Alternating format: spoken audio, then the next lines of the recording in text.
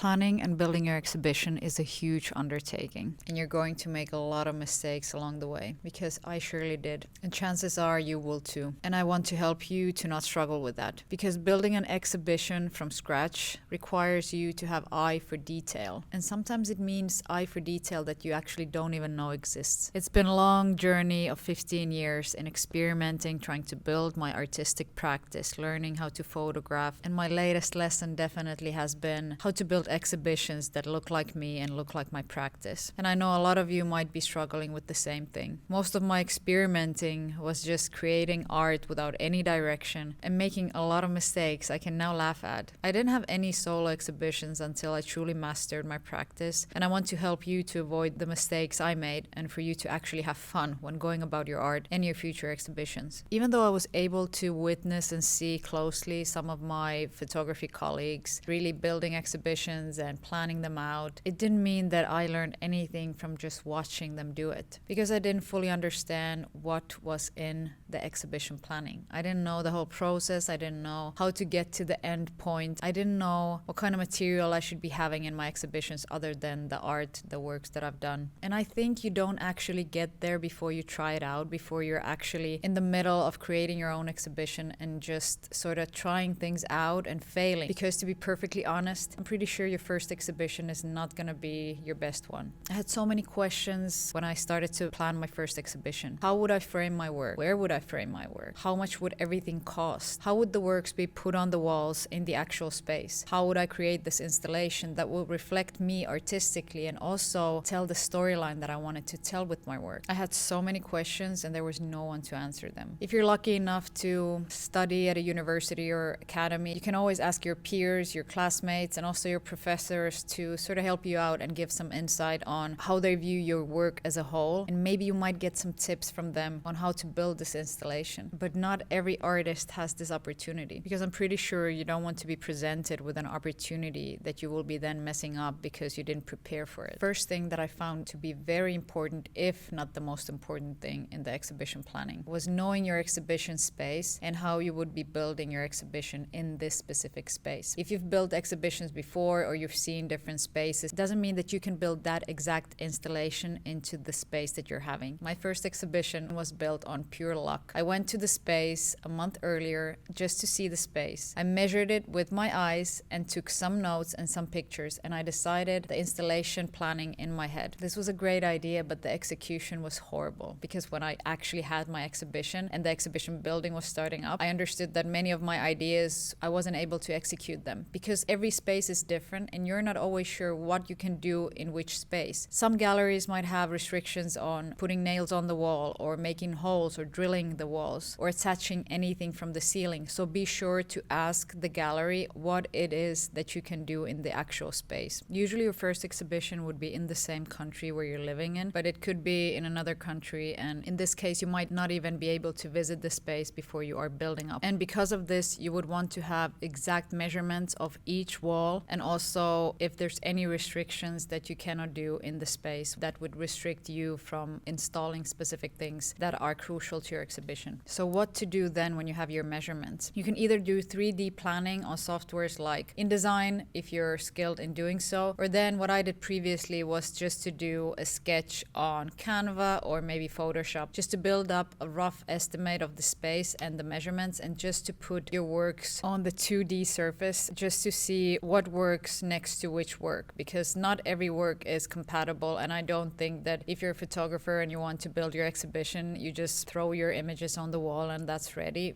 That ain't gonna happen, and your audience will sense that you just threw them on the wall. So really be mindful on how you build it and what is the actual sequence that you're putting your works in. This doesn't have to concern only photographers, this is for every artist. So how would you want to actually see your works being presented? You can always look inspiration on Pinterest. I like to do that because there's a lot of works from around the world and you can see different installations and maybe have a bit of a sense on how you want to continue building this exhibition. Another thing that we did when I was studying photography, we always built maquettes. And maquette is an actual prototype of this exhibition that you're building. So really the right measurements, the right scale, you would have your audience there, you would have your mini works on the walls, and you would be able to look at it and sense whether it's the exhibition that you want to create. And if it's not that, then do do another maquette. And we would have to do these over and over again before we really knew what we wanted, and it really also was shown in the actual exhibition maquette. Of course, building a maquette is not free because you need to buy the materials to build it, but making a 2D maquette on any software that you have that you can actually draw, even on paper, would be good. But obviously you want the digital files of your works, whatever, if it's like just a documentation of your sculptures or actual photographs of your series, you want to have them in digital or at least printed so that you can really see what goes with what. And this might seem unnecessary, but you won't believe how much of a difference this one step makes. This step also helps you to avoid that excessive stress that you might be having when you're just holding on to your works and you're not in the space yet and you're thinking and wondering how would it actually look. You might have it in your head, but it's not always enough in order for you to have a bit of a more peaceful time before your exhibition, because once you have it on some planner or some paper or just a digital file where you've planned everything and really visualized how you want to execute this exhibition. The second thing that I highly recommend you doing is finding out exact dates for everything. Every deadline, every date that you need to return your digital files or your text, your project description. Just make sure that you know all these deadlines and you're really a step ahead before these deadlines arrive. You do not want to be writing your project description on the last day and really just send out something horrible and just then looking at it at the opening and thinking, why did I write this? Just take time. If you know that you need to write a fully new project description or an artist bio, let someone else comment on it and do a lot of revisions on the text so that you really know what seems a bit odd or if there's something that is not really reflecting what you want to tell your audience. If you're not writing a clear project description, your audience can be really confused and they're not able to really connect with your work. As we were always told in Art Academy was that if your mother doesn't understand it, you should definitely rewrite it. Not only having the right dates for your build-up at the exhibition, so usually there's a couple of days to build up an exhibition, then there is the final day that you're having your opening on. You can also be building during this opening day, but it's not advised to have too much not built at this time because it will just be so stressful to really tie everything up together at the last minute. So be sure that you are using the first 2 days properly so that the last day can really just be looking at every detail and just making sure everything is on the right place. But don't focus only on the dates that the gallery gives you. Also make sure that if you have ordered some prints, maybe framed works, just make sure that they are delivered on the right date. Make sure to ask if there's any possible delays, if they can deliver them straight to the gallery so you don't have to be picking them up anywhere just, on your opening day. You don't want to be doing any of that. So make sure that every additional order or any shippings that you might have, just make sure that you have them ordered in advance so that you don't have to have additional stress from it. So different printing and framing companies might have different shipping times. So just make sure that they are delivered on time, because that would probably be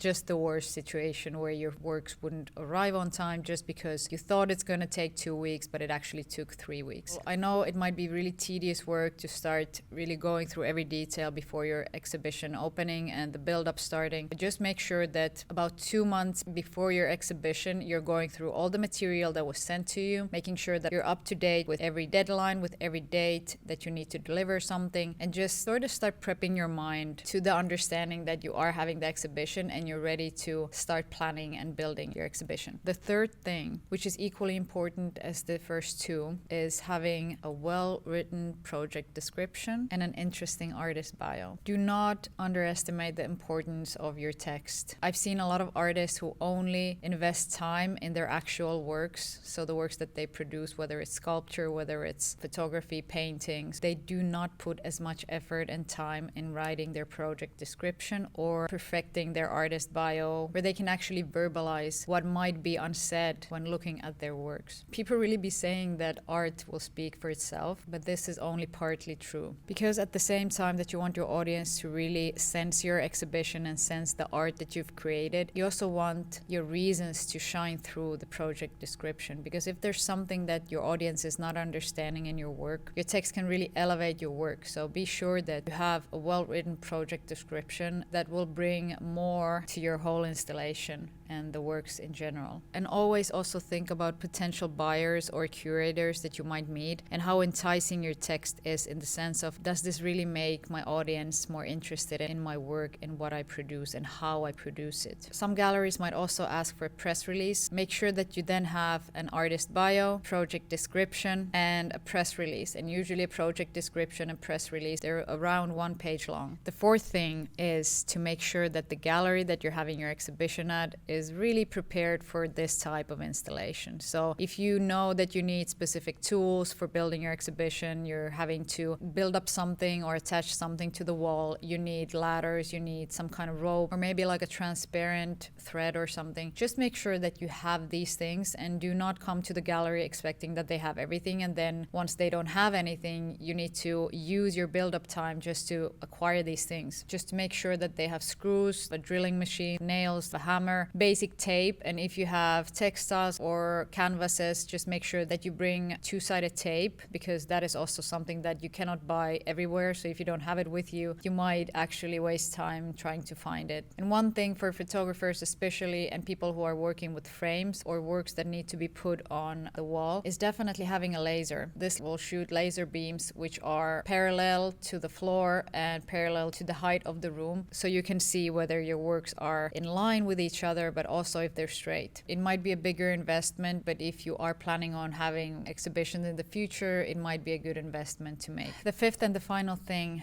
that I feel a lot of artists forget is to document your installation, and really properly document it. I'm not talking about taking some pictures on your phone and call it a day. That's just a no. Have a proper digital camera where you can take TIFF or raw images and have large files of your installation, because there might be open calls in the future where you want to add these installation images just to present the work that you've done in the past. And I would rather have more documentation than less, because you never know from which angles you want to present your work. For instance, for me, I had a video work and I only took pictures of the actual framed images, but I could have taken a short video of the actual video work to show how it looks in the space and if there's just some special elements that can only be seen on video. Take both video and still images of your installation. And there's so many things to take into account when you're building your exhibition for the first time, but also during the future exhibitions that you're going to have. The first one is always for learning, so you know more on how you like to execute things and how people also expect you to execute them. So finding this balance between your own artistic practice and what the gallery expects you to do is something that you will learn along the years if you just keep building exhibitions. I hope these tips are making you feel less intimidated about your exhibition and understand that there will always be some stressors and stress elements to building something this big for the first time, but also remember to have fun, because it's also your first exhibition, first installation that you've built and created. And try to sometimes break the rules, meaning that not all exhibitions need to be super clean and looking like they're high end. You can sometimes play with your exhibition and just have something like a fun element in them, like personalized business cards or selling postcards, or maybe having a zine or booklet. I will be having my third solo exhibition in just 1 month, and I'm pretty excited because this is actually the first exhibition that I am doing things a bit differently, and I wanted to